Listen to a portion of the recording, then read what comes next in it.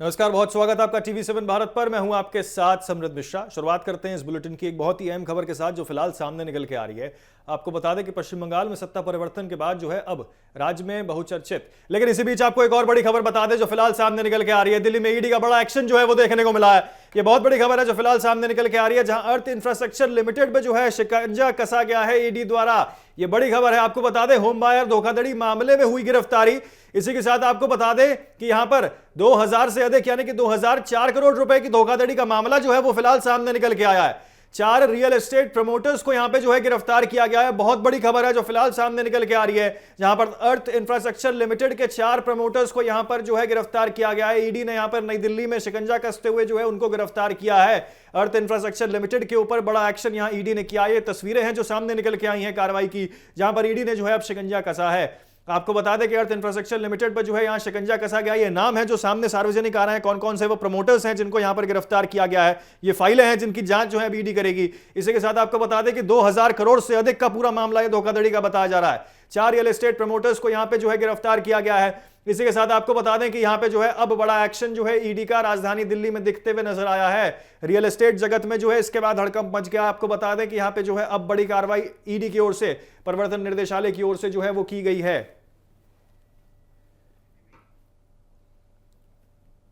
तो देखिए किस तरीके से यहां तकरीबन 2004 करोड़ रुपए के आसपास का जो है ये पूरा मामला बताया जा रहा है। ये देखिए ये वो लेटर है, प्रेस विज्ञप्ति है जो यहां पर ईडी यानी कि प्रवर्तन निर्देशालय ने जो है जारी की है। इसमें आपको दिखा रहे हैं किस तरीके से नाम जो है सार्वजनिक हो रहे हैं।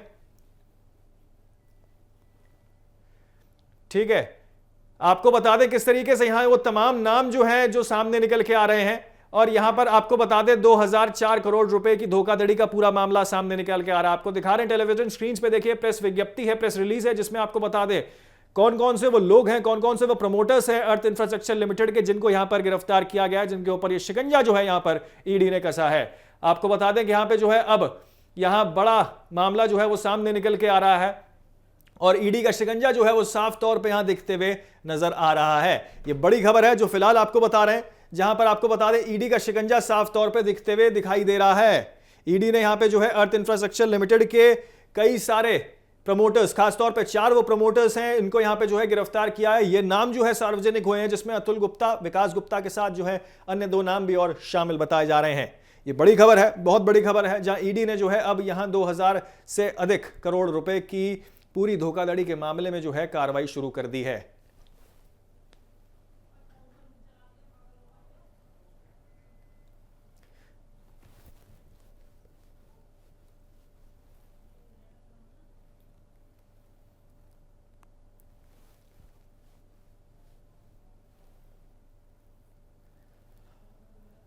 तो देखिए अर्थ इंफ्रास्ट्रक्चर लिमिटेड के ये जो है होम बायर फ्रॉड केस में आपको वो नाम दिखा रहे हैं जो सार्वजनिक हुए हैं प्रेस विज्ञप्ति के सामने लाने के बाद। आपको बता दें यहां पे जो है अब 2000 करोड़ से अधिक का पूरा धोखाधड़ी का जो है मामला बताया जा रहा है। तो घर खरीदने से 2000 करोड़ रुपए जुटाने का आरोप जो है वो सामने निकल के आया है। कोर्ट ने आरोपियों को 5 दिन की ईडी कस्टडी में भेजा। यह खबर भी फिलहाल सामने निकल के आ रही है। रियल एस्टेट सेक्टर में जो है इसके बाद आपको बता दें बड़ा हड़कंप जो है वो देखने को मिला है। और आपको बता दें कि अब जो है यहां ईडी ने बड़ी कार्रवाई की है।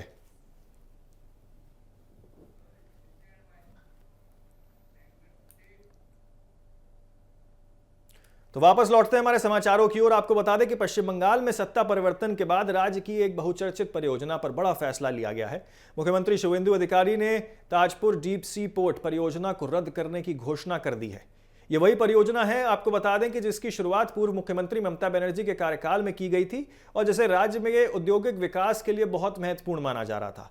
अब सरकार ने, आपको बता दें कि ताजपुर की जगह पूर्वी मोदिनीपुर के दादन पावर क्षेत्र में जो है नया गहरे समुद्र का जो है यहां पर बंदरगाह विकसित करने का फैसला लिया है। मुख्यमंत्री ने राज्य सचिवालय में आयोजित एक उच्च स्तरीय बैठक के बाद आपको बता दें इस फैसले की जानकारी दी है।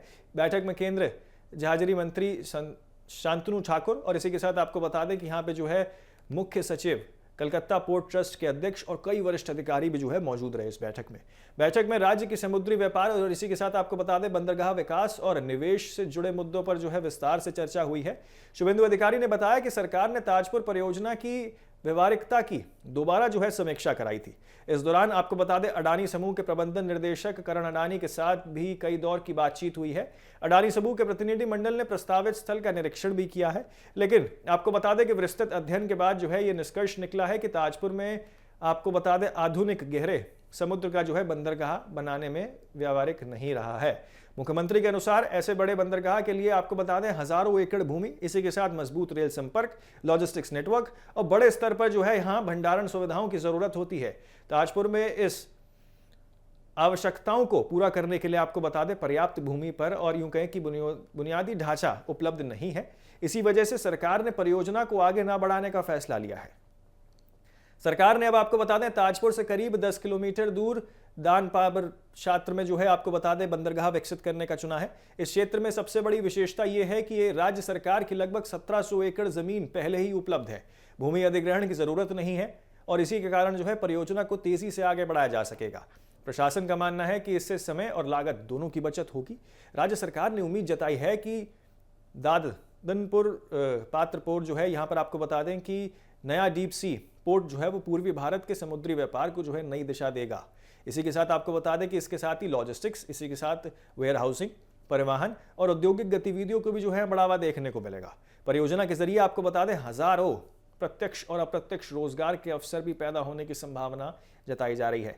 फिलहाल सरकार और केंद्र सरकार मिलकर यहाँ पे जो है परियोजना की रूपरेखा तय कर रही है और उसको अंतिम रूप देने में जुटी हुई है। अब सभी की नजर इस बात पर टिकी है कि आखिरकार क्या बंगाल का लंबे समय से देखा जाने वाला ये जो आधुनिकीकरण है वो गहरे समुद्र बंदरगाह का सपना आखिरकार सरकार हो पाएगा और ये सरकार किस तरीके से उसको पूरा कर पाएगी, इस पर फिलहाल सभी की निगाहें जो हैं वो टिकी हुई हैं।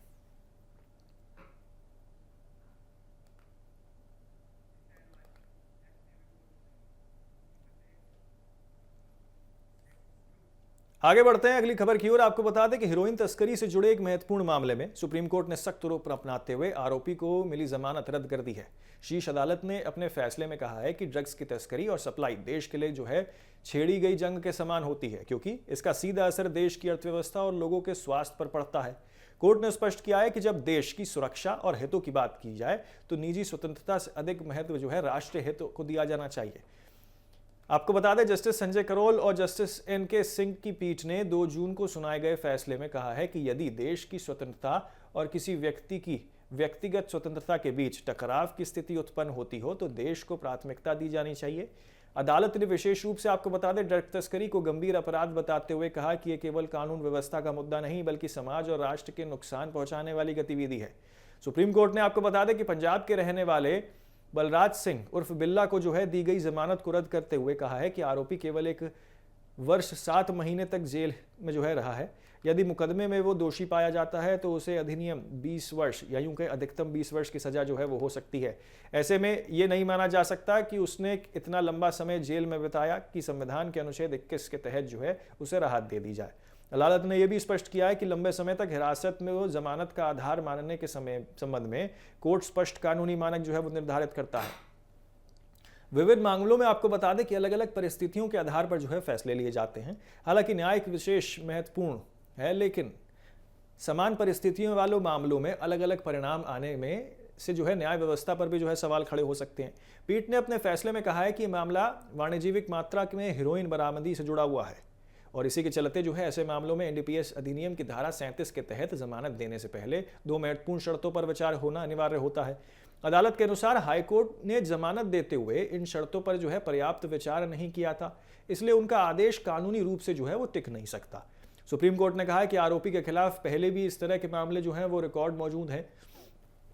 ऐसे में मामलों को कोई ठोस अधिकार जो है या आधार नहीं है, जिसकी वजह से जमानत मिलने के बाद जो है वो दोबारा अपराध नहीं करेगा, इसका कोई जो है यहाँ पक्का सबूत नहीं है। इसी आधार पर अदालत ने आपको बता दें पंजाब सरकार की अपील स्वीकार करते हुए हाईकोर्ट द्वारा अक्टूबर 2025 में दी गई जमानत को रद्द कर दिया है। गौरतलब है कि जनवरी 2024 में पंजाब के वीरम गांव के पास पुलिस ने एक आपको बता दें एसयूवी वाहन से तकरीबन 1.4 किलोग्राम हीरोइन बरामद की थी, यानी कि तकरीबन 1.5 किलो के आसपास की हीरोइन बरामद की थी। इस मामले में आपको बता दें बलराज सिंह समेत अन्य आरोपियों के खिलाफ जो है एनडीपीएस एक्ट की विभिन्न धाराओं के तहत मुकदमा दर्ज किया गया था। अब सुप्रीम कोर्ट के इस फैसले को ड्रग्स तस्करी के मामले में एक महत्वपूर्ण संदेश के रूप में भी देखा जा रहा है। आगे बढ़ते हैं अगली समाचार की ओर। आपको बता दें किस तरीके से जो है अब यहाँ पर चारधाम की यात्रा चल रही है। उत्तराखंड की विश्व प्रसिद्ध चारधाम यात्रा इस साल भी जो है आस्था के नए रिकॉर्ड बना रही है। लाखों श्रद्धालु केदारनाथ, बद्रीनाथ, गंगोत्री और यमुनोत्री धाम के लिए जो है दर्शन करने पहुंच रहे हैं, लेकिन बढ़ती श्रद्धालु की संख्या के साथ ही बड़ी पर्यावरणीय चुनौती भी जो है वो भी सामने निकल के आई है। यात्रा शुरू होने के करीब 1.5 महीने के भीतर ही आपको बता दें चारधाम यात्रा से तकरीबन 288 के आसपास टन से अधिक जो है एकत्रित कचरा बन चुका है। इसकी आपको बता दें सबसे ज्यादा कचरा केदारनाथ धाम और उसके यात्रा मार्ग से मिला है। पर्यटन विभाग के आंकड़ों के अनुसार इस यात्रा सीजन में अब तक 29 लाख से ज्यादा श्रद्धालु धाम पहुंच चुके हैं। श्रद्धालु द्वारा इस्तेमाल की जाने वाली प्लास्टिक की पन्नी और या बात की जाए बोतलों की, इसी के साथ चिप्स और खाद्य पदार्थों के रैपर्स, पॉलिथीन्स, डिस्पोजेबल कप और अन्य ठोस कचरा बड़ी मात्रा में जो है वो यात्रा मार्गों पर जो है और इसी के साथ धाम क्षेत्रों में जो है वो जमा हो गया था। ये कचरा अब प्रशासन और पर्यावरण विशेषज्ञों के लिए चिंता का विषय बन गया है। आंकड़ों के मुताबिक अकेले केदारनाथ धाम में उसके ट्रैक से 120 टन के आसपास या यूं के उससे अधिक जो है कचरा एकत्रित हुआ है। वहीं अगर बात यमुनोत्री क्षेत्र की करें तो वहां करीब 80 टन, गंगोत्री में 70 टन के आसपास और बद्रीनाथ से लगभग 10 टन कचरा जो है वो निकाला गया है। इन ऊंचाई वाले क्षेत्रों से कचरों को निकालना या यूं कहें कि नीचे ले जाना और उसका निस्तारण करना प्रशासन के लिए एक बहुत बड़ी चुनौती फिलहाल बना हुआ है। पर्यावरण विशेषज्ञों का कहना है कि हिमालय की संवेदनशीलता परिस्थितियों के लिए प्लास्टिक कचरा सबसे बड़ा खतरा बन जाता है। पहाड़ों में फेंका गया प्लास्टिक वर्षों तक नष्ट नहीं होता है और धीरे धीरे जो है मिट्टी, जल स्रोत और इसी के साथ वन्य जीवों को नुकसान पहुंचाता है। बरसात के दौरान यही कचरा आपको बता दें नदियों में पहुंचकर प्रदूषण को और बढ़ा देता है। बढ़ती समस्या को देखते हुए केदारनाथ में एक नई पहल जो है वो शुरू की गई है जिसका नाम है कैरी मी बैक अभियान। इस अभियान के तहत आपको बता दें श्रद्धालुओं को विशेष कपड़े के बैग जो हैं वो दिए जा रहे हैं। उनसे अपील की जा रही है या यात्रा के दौरान उत्पन्न होने वाले प्लास्टिक और अन्य सूखे कचरे को इन बैग में जमा करें और वापसी के समय जो है अपने साथ नीचे लेकर आएं। बाद में इस कचरे को जो है वैज्ञानिक तरीके से जो है निस्तारण किया जाएगा। अधिकारियों का मानना है कि यदि हर श्रद्धालु अपने हिस्से का कचरा वापस लेकर आए तो यात्रा मार्गों और इसी के साथ धाम यात्राओं में और धाम क्षेत्रों में जो है प्लास्टिक प्रदूषण को काफी हद तक कम किया जा सकता है। प्रशासन का कहना है कि पहाड़ों में कचरा प्रबंधन बेहद कठिन और महंगी प्रक्रिया है, इसलिए जन भागीदारी के बिना इस समस्या का जो है स्थायी समाधान संभव नहीं है। विशेषज्ञों का यह भी मानना है कि चारधाम यात्रा केवल आस्था का विषय नहीं बल्कि हिमालय के संरक्षण से भी जुड़ी हुई है। ऐसे में सरकार, प्रशासन और स्थानीय लोगों और श्रद्धालुओं को मिलकर यह सुनिश्चित करना होगा कि धार्मिक यात्रा के साथ साथ पर्यावरण की सुरक्षा भी बनी रहे। कैरी मी बैग अभियान के तहत आपको बता दें इस दिशा में इसको एक बहुत ही महत्वपूर्ण कदम के रूप में देखा जा रहा है और माना जा रहा है।